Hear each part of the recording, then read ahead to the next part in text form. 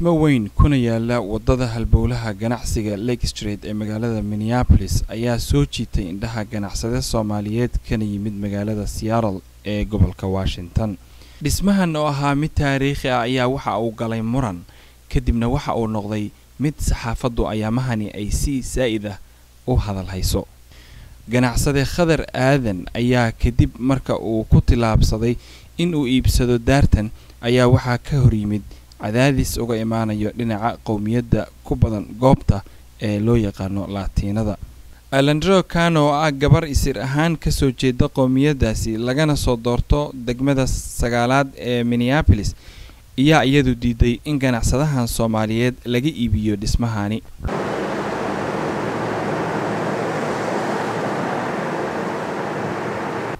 iminkana daawadayaal waxaa dhinacayga taagan ganacsadaha Soomaaliyeed Khadar Aadan oo isku dayay ama qorsheynayay inuu gato gurigaas caqabadana ay ka hor imaadeen caqabadahaas oo waliba gilgilay magaalada iyo waliba dadka Soomaaliyeed sidoo kalena tagtay in magaalada ama city-ga dadka maamulo ay u codeeyaan ee loo yaqaano city council-ka 12 qof haddaba 12 qof waxa ay u codeeyeen in Khadar uu gato 11 qof oo kamid ah meesha hal qof uu ka diiday oo yiri ma gadan karo si kastaba ujeedadu waxay ahayd in Khadar laga joojiyo gadashada guriga oo qorsheynay inuu gato waxa ayna dhaheen ma gadan kartid bal waxaan weydiinayaa Khadar caqabadaha ka hor yimid marka uu isku dayay in uu gurigan soo gato Khadar ku soo dhawow barnaamijka ku soo dhawow Somali Cable waxaad qorsheynaysay inaad guriga gadato kadibna waxay dhaheen ma gadan kartid sidee uga baxsatay caqabadihii ka hor yimid maxay ahaayeen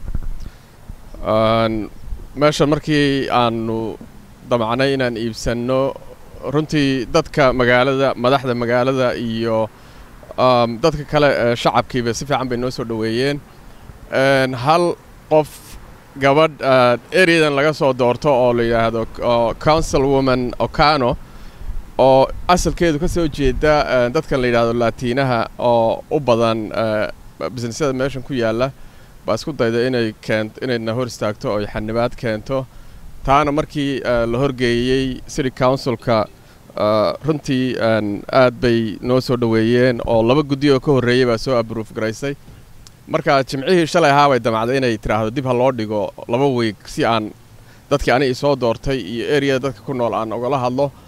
Again, I need the time to be able to pull the right people together in a room so we can all be on the same page and these questions can be answered, which today I cannot stand behind 100% this decision that's coming forward before us, given the questions have been raised Wednesday, Thursday, leading up until today. So I just respectfully ask that my colleagues support me in doing the work that I have been elected to do. It's not going to impact anything negatively for Councilmember Goodman's ward. It's not going to impact anything negatively for Councilmember Jacob Fry's ward. This is something that falls in the 9th ward where I have been elected to work with my community residents who have reached out to me, asking me for questions and help in resolving this issue.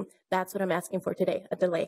Marka councilku runtii way diideen arrinkaana waxaan aad ugu mahadcelinaynaa council member Abdi Warsame oo ah nin Soomaali ah oo laga soo doorto magaalada Minneapolis. Today we are at the final stage. You have an immigrant, person of color, businessman who's investing a great deal of money into this building. And what we are saying is, you know, you're a special kind of investor. Therefore, we're going to change the procedure that the council has. 24 hours or 20 hours or an hour before the final decision. If there were concerns from the community, if there were concerns from the neighborhood, these should have been aired at the committee. It should have been aired at COW.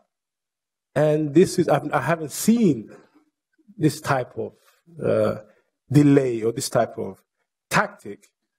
And I'm not sure, and it's also, and I don't want to answer to or say anything more, but it's evident that some of the talk and some of the sound bites that I saw on social media and on the general media was to say that this type of investor is not welcome in this building, which I find very unfortunate, in this day and age. because this individual who is taking a risk, who is moving from Washington State to come here, wants to rehabilitate this building, and has even said on the record that he's willing to work with the people who have leases and the tenants who are in the building.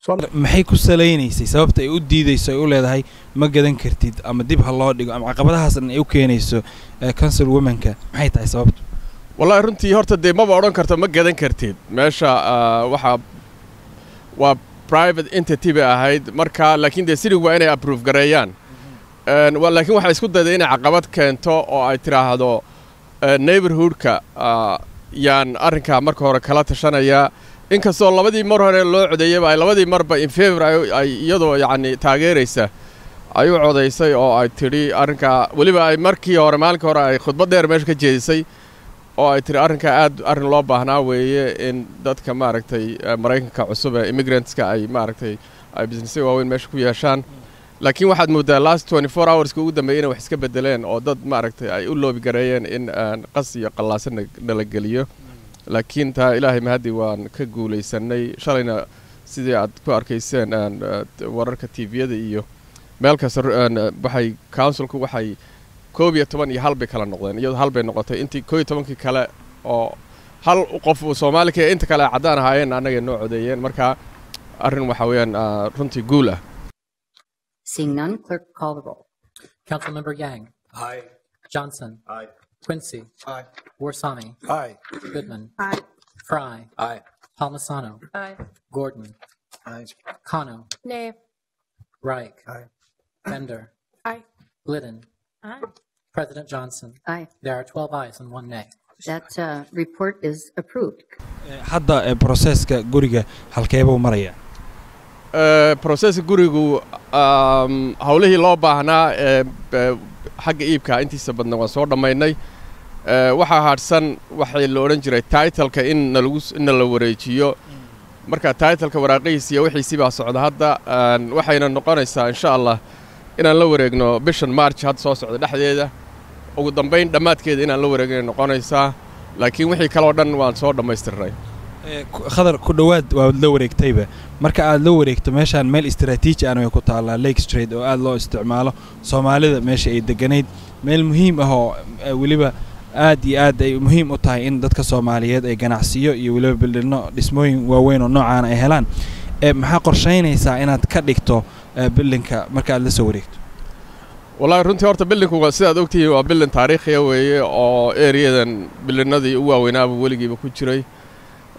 markii aan insha Allah la wareegno waxa hadda 100% waa kareysan yahay waa lagu jiraa marka sharcigu wuxuu qabaa inaan liisaska hadda jira inaan sida yihiin maaragtay loo tixgeliyo oo aan wax isbedel lagu sameeynin in qofku isagu iskii uga timaado oo qof hadduu yiraahdo waan baxayaa anagu maaragtay kuma adkeynayno waan ka sii deenaynaa laakiin visionka guud ee leenahay waxa weeyaan in ay noqoto meel xarun u ah ganacsiga Soomaalida iyo dadka kale immigrantska ah maaragtay ay noqoto meel diversity oo dadka reflect gareynaya dadka meesha area degan dadka area deganna 30% Soomaali weeye marka waxaan rajaynaynaa inuu noqdo ganacsi Soomaali oo East African Business Center inuu noqdo rajaynaynaa haddii Ilaahay ka raali noqdo ugu dambeyntii maxaad ku soo gabagabeyn lahayd sayaad ku mahadcelin lahayd runtii waxaan horta Ilaahay baa mahadle